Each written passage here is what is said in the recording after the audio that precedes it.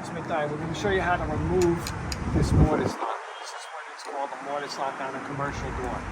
Okay, this is our store in West Palm, but I'm going to show you how to take it out now. We're going to take it out and we're going to put it back in. All right, there's a little screw with a little flathead. You put it right here and start unscrewing.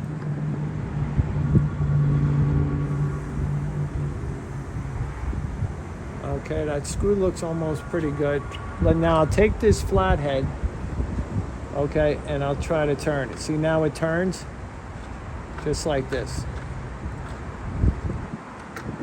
Okay, now the lock is out.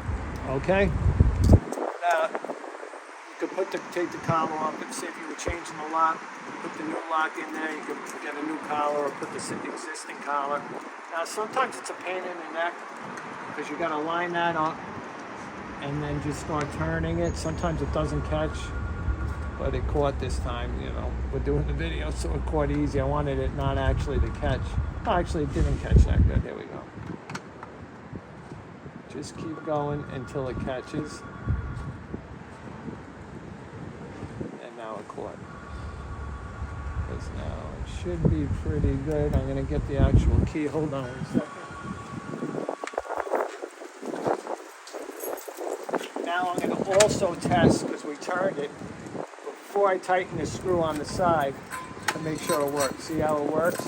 Because sometimes if it's not level perfectly down, this key won't turn. So now it was turning fine, so now we'll tighten the side screw. Now the purpose of this side screw, believe it or not, is so naturally nobody could actually turn and rob that lock like that, and it keeps it in place.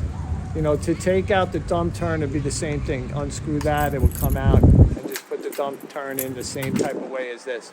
Now this is all nice and tight. Let's try it out.